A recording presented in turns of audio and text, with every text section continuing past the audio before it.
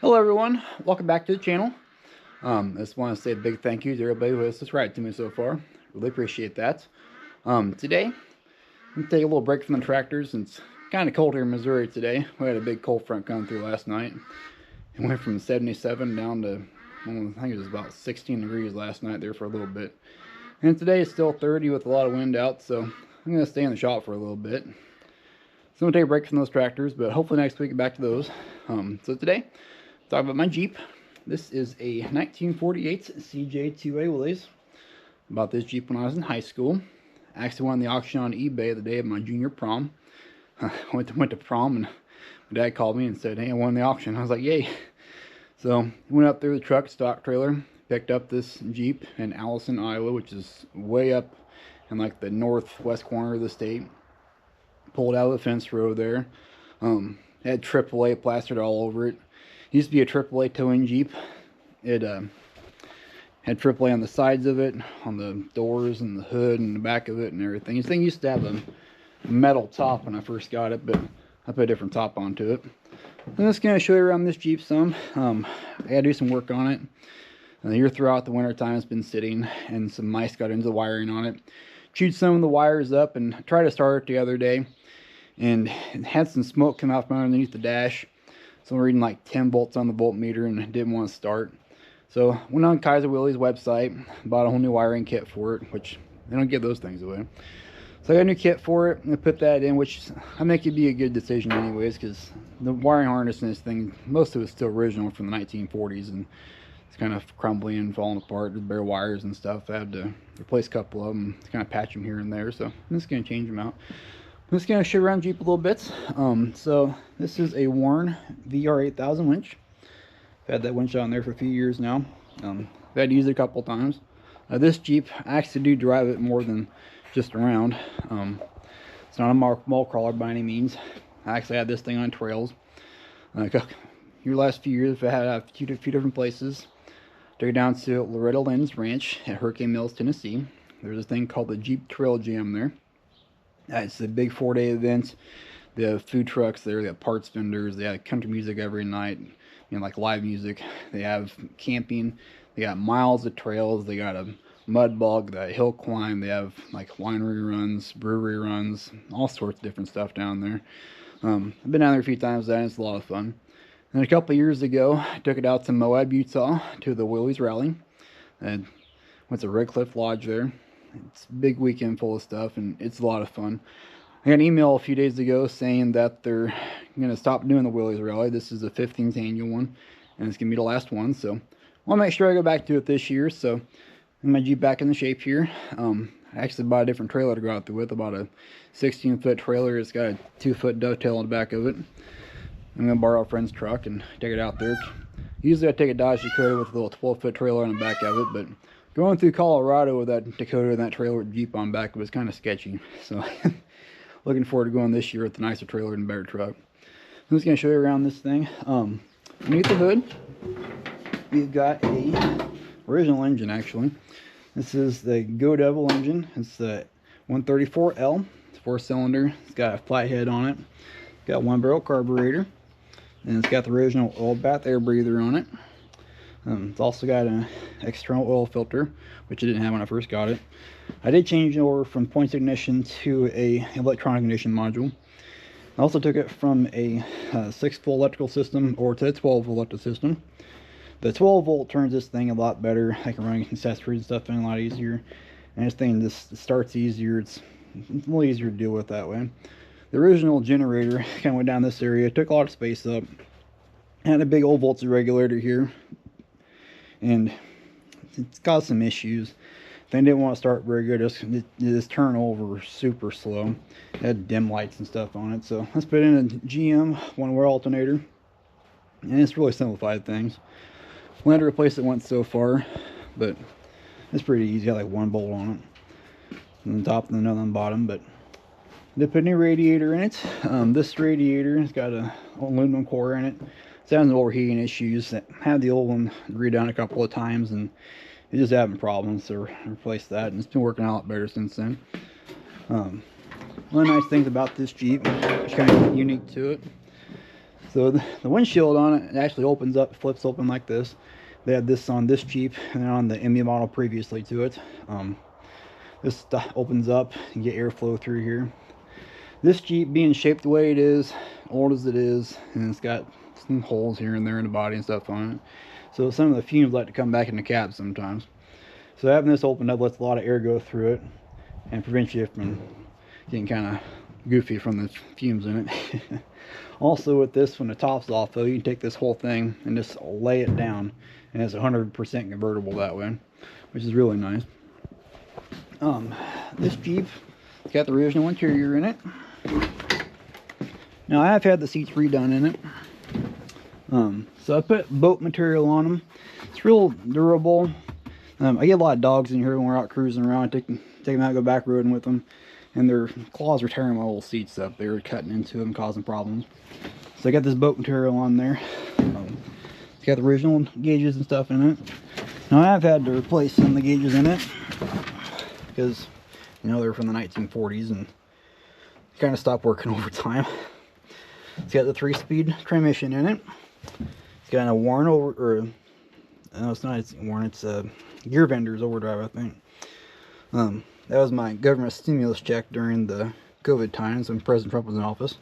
So $1,200 stimulated my Jeep. It was super nice of him. And it's got twin sticks here for the transfer case and out 4-wheel drive and high, low, and neutral. And it's got this little badge here on the dash. I don't know the reason this camera probably, but it says a few things about it. Now, those of you who have newer Jeeps, they have what's called Easter eggs on your Jeeps. And the Easter eggs, you know, they got little like spiders, little like outlines of the Jeep and various things throughout the Jeeps, which this Jeep doesn't really have any of that. But one of the cool things, it does have a Jeep right down here in this area. On the windshield on this thing, my windshield wipers originally, it had a manual one here, and it had it's also manual here, but also had a vacuum actuated engine or motor in it that would turn the windshield wiper back and forth from the vacuum of the engine. It didn't work that good, and it got kind of slow because now I'm vacuuming this little engine. So I had to put in these 12-volt ones, which are really nice. You can just turn them on, they'll take care of themselves. As a birthday present a few years ago. So for back roading in this thing, I did put a boat stereo into it. I got some boat speakers I had in here as well. Put in a back seat, so I take friends and family and my baby in the car seat. I did put in a CB radio into it for trails, but no one uses CBs anymore. And back here on the back of the Jeep, I did put a gate back here. It's got a few accessories on it. It's got a water tank for extra water for the radiators, just distilled water in it. Got a spare tire.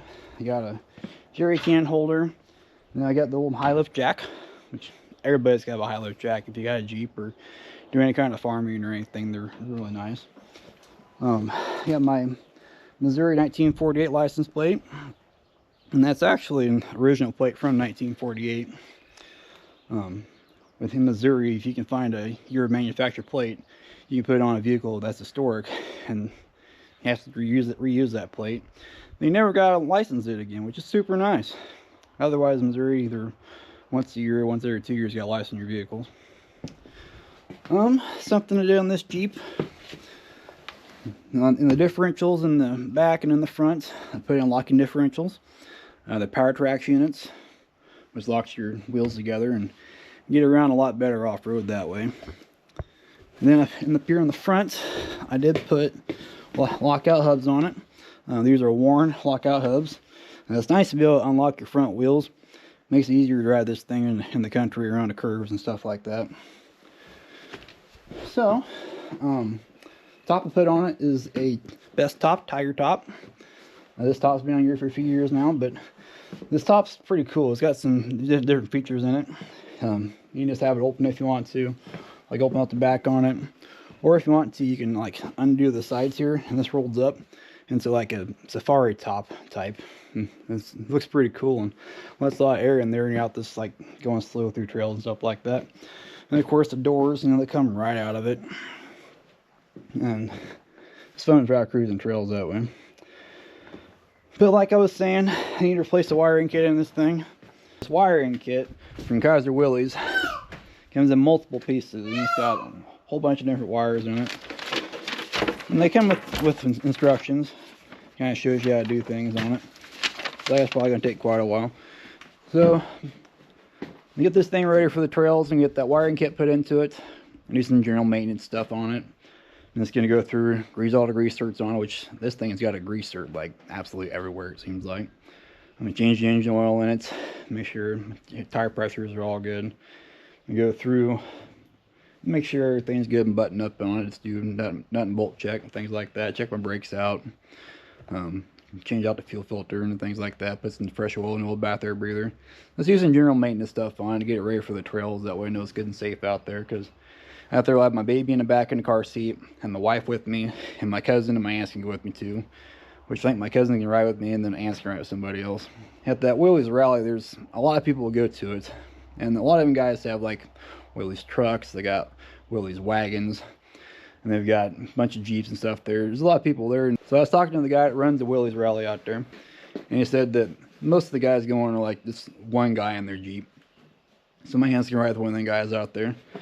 Originally wasn't planning on taking this Jeep back out to Willys rally again. I was actually going to take a different project out there. So about a year and a half ago, I bought another project I was going to fix up and get ready for the Willys rally.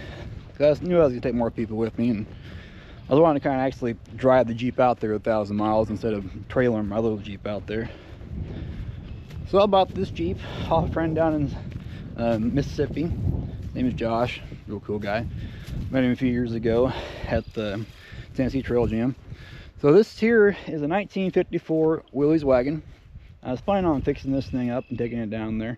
I mean, as you can tell, it needs a little bit of work, you know, like all of it needs to be done. So I actually bought an engine for it. I've got a 350 Vortec engine for it. I'm gonna get that rebuilt and put into it. Hopefully try to pump a little bit of horsepower out of it so this thing can get around a little bit better. Originally this thing had a Hurricane engine in it. It was a flathead 6-cylinder. I think it had like 90 horsepower on a good day. So I was hoping to put about 300 horse into it. About a 4-speed GM transmission for it, manual. And the 4-speed I bought is the SM 465, and it's, you guys know anything about that, it's got real low first gear in it, which is really good being out on trails and going over rocks and things like that. I was planning on maybe putting a little bit of suspension into it. I don't know, we'll see how it does when we get it put together. But right now it's got some bigger tires in the back, and they kind of don't fit that good. But I might try to do something similar. I like some 31 1050s or something like that. So I've seen what the clearance is like, and if I have to, you know, I can do a little bit of Sawzall clearance around there. So this thing, as you can tell, needs just a little bit of work done to it. I mean, like, everything needs to be replaced in this thing. But the nice thing about these old Jeeps, there's really not a whole lot to them. There's really not. So the steering wheel's got to be replaced. I'm just missing half the stuff out of here. I actually love this dash though. This thing's cool. So I was gonna put a couple seats in here because this thing's missing all the seats right now. I was gonna put a seat back here. I've got a buddy that's got a few junk cars sitting around, and he's got a couple trucks out there. I was gonna steal some of the seats out of the trucks and put in this thing. But got a long ways to go for me to do something like that. So I mean, obviously I can't take it out there this year. All the windows are in pretty bad shape on it, except maybe the part on the driver's side door that rolls up and down. It's got a lot of metal work needs to be done on it. I think this thing's been shot a time or two. It's got a weird bumper on the back of it. The guy I bought this thing from got some like rust preventative primer and went through and started spraying like absolutely everywhere on this thing. So I was kind of wanting to keep it this green color because he hadn't done all this to it before I got it, and then I got down there and he'd done all that to it. But you gotta do all the metal work on it. Gotta go through all the drivetrain on it. This thing actually has factory lockout hugs on it. Your select-o-matic ones. It's one of the factory things. And actually in here on the dash, it's got a sticker that kind of tells you about it. Look at that. Selectro. That's pretty cool. Honestly though, getting this thing back going is going to take more than the time that I had to be able to work on it. So I'm working on this thing. I'll do the wiring kits, I'll do some maintenance stuff on it, and hopefully do a time lapse of that and add in the video if I have time for it. Otherwise, all I'm going to be able to do this week on this thing, that's all I got time for. If you want to, just like and subscribe to my videos, and I thank you very much and hope you have a good day.